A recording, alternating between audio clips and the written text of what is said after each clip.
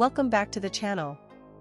Today, we're diving into the world of Noob Defense, a brand new Roblox tower defense game where you start with just one weak unit and work your way up by grinding coins and summoning stronger characters. At the beginning, things may feel slow, but once you start clearing stages, collecting coins, and using those handy Noob defense codes, you'll unlock access to tons of powerful units through the summoning zone. But here's the catch: banners are constantly rotating, and spending all your coins too fast might leave you stuck with a bunch of dupes. So the real question is, which units are actually worth going for? That's exactly what we're breaking down today in our Noob Defense Unit tier list, ranking the best characters so you can build the strongest team possible. But before we jump into the list, make sure to drop a like, subscribe to the channel, and hit that bell so you don't miss any future guides, tier lists, or code drops for Noob Defense. Alright, let's get into it. Alright, we're starting off this tier list with the bottom of the barrel, the D tier units. These are the weakest characters in Noob Defense.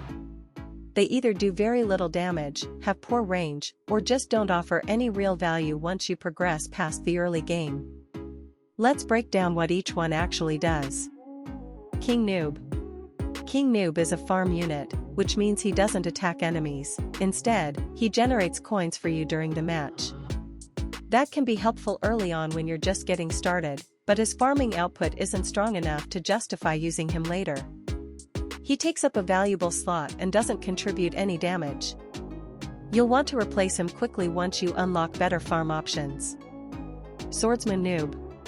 Swordsman Noob is a close-range melee attacker. The problem is, his damage is extremely low and his range is almost non-existent. He needs to be placed directly in front of enemies to land any hits, and even then, his attacks don't do enough to make a difference. There's no real reason to use him once you have access to stronger units. Fighter Noob. Fighter Noob is another melee unit, but compared to Swordsman Noob, he actually has slightly better damage. The issue is his range. It's still very short, which limits his effectiveness. He might carry you through the first couple of waves, but he falls off fast and isn't viable in later stages. Soldier Noob. Finally, a ranged unit. Soldier Noob uses a gun, so he can attack from a distance, which is a step up from the melee noobs. His range is decent, but the problem lies in his damage. It's too low to be impactful, so even though he can reach enemies, he struggles to take them down in time. He looks better than he performs. Noob. This is the default starter unit you get when you first play the game. He has no special abilities, very low damage, and practically no range. He's just there to help you understand the basics of the game. Once you unlock literally any other unit, you should stop using him. That wraps up the D tier. These units are either outdated, weak, or just not worth using beyond the very beginning. Now let's move on to the C tier, where things start to improve a bit. Now let's move into the C tier. These units are usable, and some might even carry you through the early stages, but they start to fall off quickly as the enemies get stronger. They're not completely useless, but they definitely won't hold up in harder content. Let's go through them one by one. Gunslinger Noob. Gunslinger Noob is a basic ranged damage dealer. He actually has decent DPS and range, making him a solid early game pick when you don't have much else. The problem is, once you unlock stronger units, he gets outclassed fast. His damage doesn't scale well into the later waves, and he doesn't have any special effects or utility to make up for it. Assassin Noob. This one's all about single target damage. Assassin Noob can deal good burst damage to individual enemies, which can be useful against certain boss units. But he comes with two major drawbacks: a tiny area of effect and very low range. That means if enemies start swarming, he can't keep up, and he needs to be placed dangerously close to the front lines just to be effective. Slammer Noob. Slammer Noob is a melee unit with decent damage, and his attacks can land pretty hard, especially early on. But his range is extremely limited, so like many other melee units, he struggles to consistently hit enemies before they slip past. Without range or utility, he just can't compete with stronger options as the game progresses. Pyromancer Noob. Now Pyromancer Noob is interesting because he's more of a support unit than a damage dealer. He applies fire damage to enemies, which can help soften up groups over time, especially when paired with better units. However, his actual DPS is pretty low, and he doesn't do enough on his own to justify using him in tougher stages. He's decent for supporting stronger attackers, but not a unit to rely on for kills. So overall, the C-tier units can get the job done early on, and a couple of them have some niche uses, but if you want to make serious progress in noob defense, you'll want to replace them with better options as soon as possible. Now let's move into the B tier, where things start getting much more competitive. Now let's take a look at the B tier. These units are actually pretty solid and can carry you through a good chunk of the game. They're not quite meta-defining, but they have strong stats or useful roles that make them reliable picks, especially in the early to mid-game. Here's how they stack up. Hyper Laser Noob. Hyper Laser Noob is a ranged damage dealer with great damage output and excellent range. He's especially good at thinning out waves before they get close to your defenses. While he's not quite strong enough to compete with the top-tier units later on, he's definitely one of the better picks in this tier and can stay relevant with some support. Sniper Noob. Sniper Noob is all about long-range precision. He's one of the best early-game units thanks to his insane range, which lets him pick off enemies before they even get close. The only downside is his small area of effect, meaning he struggles when things start to swarm. Still, in the early waves, he's a reliable and safe choice. Mafia Boss Noob. Mafia Boss Noob comes with solid range and decent damage, making him a balanced unit overall. He's especially useful in the mid-game when you need flexible coverage. However, he starts to fall off later on, as his stats don't quite scale with the more difficult stages. Still, he's great for getting you through the bulk of normal levels. Laser Noob. Laser Noob is similar to the Hyper Laser variant but slightly toned down. He offers good range and consistent damage, making him very strong early on. Like others in this tier, he works well as part of a support crew but won't be the star of the show in high-difficulty content. Katana Noob. Katana Noob is a melee unit with solid early-game DPS. He's a good pick when you're first starting out, especially on tighter maps where enemies come close quickly. His small range holds him back from being truly effective in the long run, but he does have his moments. Particularly when combined with slows or stuns. All in all, B-tier units are dependable.